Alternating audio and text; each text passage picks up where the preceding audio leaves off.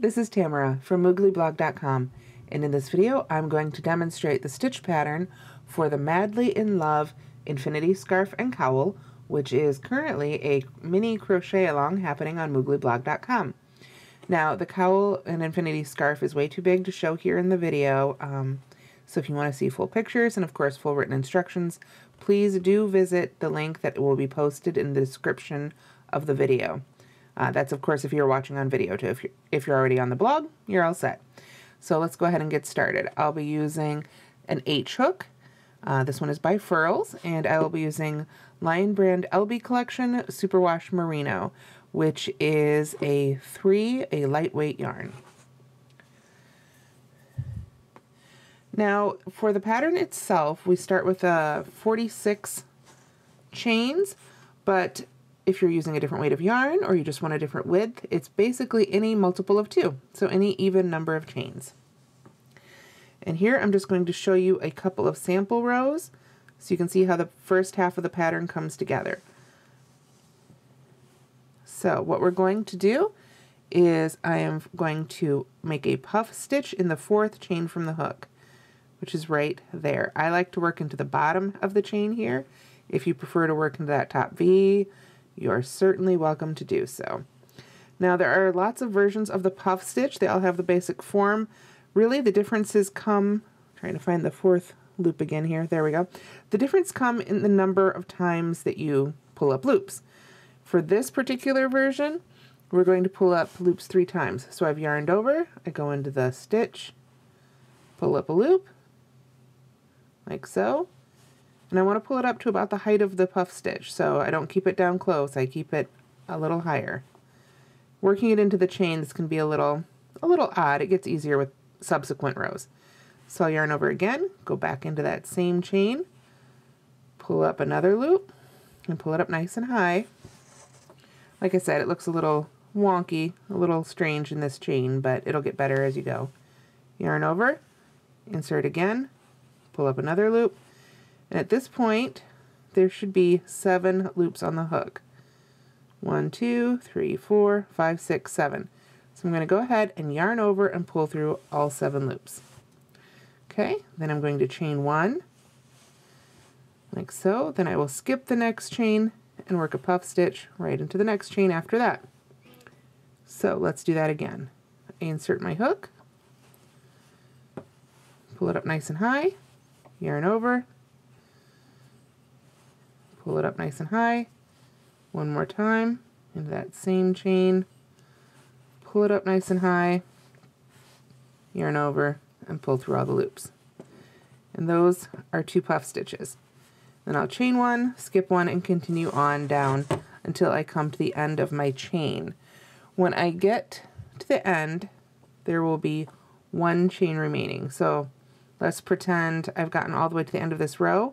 There would be only 2 chains remaining. So I would skip that one, just as we did before, and just work a double crochet in the one after that.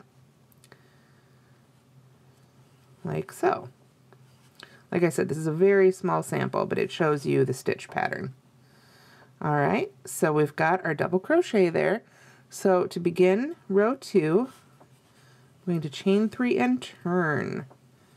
Now, because I tend to write my instructions in what I think is the most standard way, according to the yarn standards, I always say turn and then chain for the next row, but I actually like to chain and then turn. I just feel it's a little bit easier. Doesn't really matter as long as you're heading back the right direction when all's said and done. So now what I'm going to do is I'm going to work a chain, or excuse me, a puff in the chain space. Remember we chained 1 right before that double crochet, so that'll be right here in that first chain space. So I pull up my loops nice and high again, yarn over and pull up a loop until I've got 7 loops on the hook, all working right in that chain space. So I don't need to worry about going into the actual chain, I can just go in that space in between the stitches. Of course, yarn over and pull through all, then chain 1, skip the next puff right there. We're not going to work into the puff. This is what makes this stitch pattern so fun and easy. And then we go right into that chain space there and work another puff. Like I said, this is obviously a very, very small sample. We're only working 2 puffs per row here. In the Madly in Love pattern, you would have 21 puffs, but they're all the same. Chain 1. And now we come to the end of row 2. So we've got a puff and we've got this double crochet. What I'm going to do is skip, or excuse me, it's not a double crochet though, it's the first 3 chains that we skipped.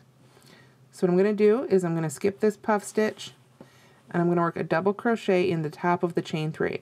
That chain 3 acts as a double crochet. And we'll treat every chain 3 at the beginning of a row the same. So I go ahead and double crochet right in there. Alright, so that's row 2. And for the first half of the pattern, you just really repeat row 2 until you've got the length you want. I've got a couple of suggested lengths for cowl and for infinity scarf, but if you're particularly petite or you like your scarves longer, you can absolutely create the scarf length you like. Whether it's very short, very long, it's up to you. I'll make one more row here. Remember, after row 2, it's just repeats of row 2. So we're going to start with a chain 3, work a puff stitch in that first chain 1 space right to the side of the double crochet, yarn over and pull up loops through the chain space until you've got 7 loops on the hook, yarn over, pull through all the loops, chain 1, yarn over, skip that next puff, go into the next chain space. Again, you don't have to worry about going into the chain, you just go right into the space, oops, right into the space there in between, stick your hook through the back of the fabric, yarn over and start pulling up loops. Running out of yarn here, there we go.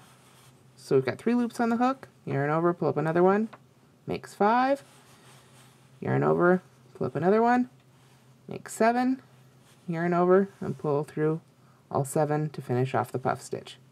Chain 1, and here we are at the end of our row. So we'll skip that last puff and work a double crochet in the top of the chain 3.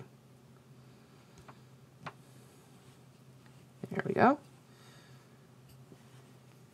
And like so. Continue on until you have the length you're looking for. And that is the basic pattern for part 1 of the Madly in Love pattern on mooglyblog.com. I hope you've enjoyed this peek at the pattern. Please do check it out on the blog for more information. There's a lot more information there.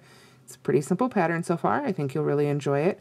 And if you've liked the video, please do subscribe to our YouTube channel. Thanks so much for watching.